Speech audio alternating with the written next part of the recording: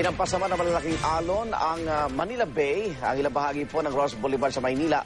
Baliban sa baha, tambak ng basura ang dala ng mga alon sa kalapit na komunidad gaya ng Baseco sa Tondo, Maynila. Saksi si Pia Arcangel.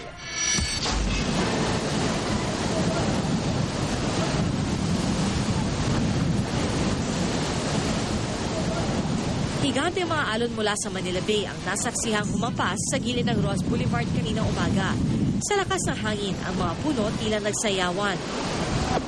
Ang mga barkong nakaangkla parang mga laro ang idinuduyan ng nangangalit na dagat. Ang baha umabot hanggang sa service road, sa mga kalye sa paligid ng Quirino Grandstand at Rizal Park, at sa US Embassy na napilitang ipagpabukas ang kanilang visa processing. Dahil sa baha, isinara na ang bahagi ng Ross Boulevard mula UN Avenue hanggang CCP pasado alas 7 ng umaga. Pero hanggang tanghali, may ilang motorista pa rin nangahas na suungin ng baha. Ang trapiko, nagkabuhol-buhol na.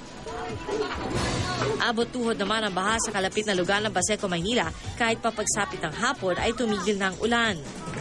Malakas at mataas ang hampas ng alon mula sa Manila Bay patungo rito sa Baseco Compound. At dala nito ang tonelalang basura.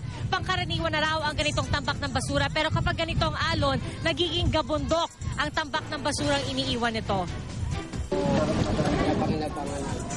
Pero ang mga residente dito alintana. Ang basurang ibinulwak pabalik ng karagatan sa lupa, pagkain daw ang katumbas sa kanilang may hirap. Ang kahoy na panggatong at plastik na pwedeng ibenta por kilo, ilang gabi raw silang itatawid sa guto. Ano po yung mga dala nyo? Panggating po sa sa mga sinasayang namin. Yan lang naman ang namin dito. Mga panggatong lang. Kasi napakamahal ngayon ng gas. Eh yan, kami ng medyo maganda-ganda na lang na makakatipid-tipid konti. Ako, si Pia Arcangel, ang inyong saksi. Under state of calamity naman ngayon ang Navotas dahil sa epekto ng pagbaha. Habang sa Malabon, abala ang ilang residente sa paglilinis ng kanilang mga binahang bahay. At live mula sa Malabon, sa Mav Gonzalez. Mav. Bagamat humupa na nga ang baha, tuloy pa rin ang kalbaryo ng mga residente dito sa Kalakhang, Malabon at Navotas.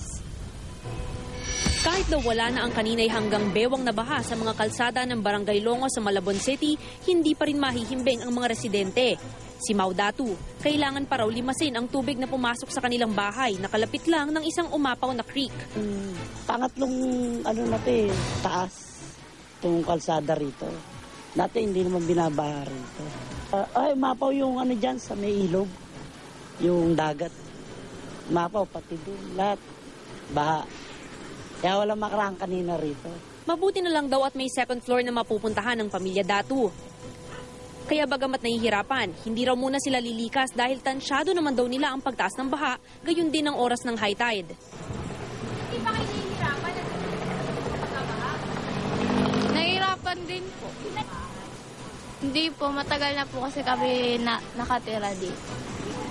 Kanina sa bahagi ng Navotas na nasa gilid ng Manila Bay, may 40 bahay na nawasak ng malalakas na alon.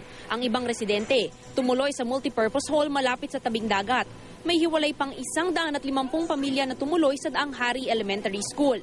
Sa kabuuan, 600 pamilya ang inilikas sa Navotas na isinailalim na rin sa state of calamity. Vicky, bukas idineklara ng walang pasok sa Navotas City mula preschool hanggang college dahil sa baha. Samantala, naghahanda na rin ng mga residente para sa high tide bukas ng alas 9 ng umaga. At live mula dito sa Malabon City, ako si Mav Gonzalez, ang inyong saksi.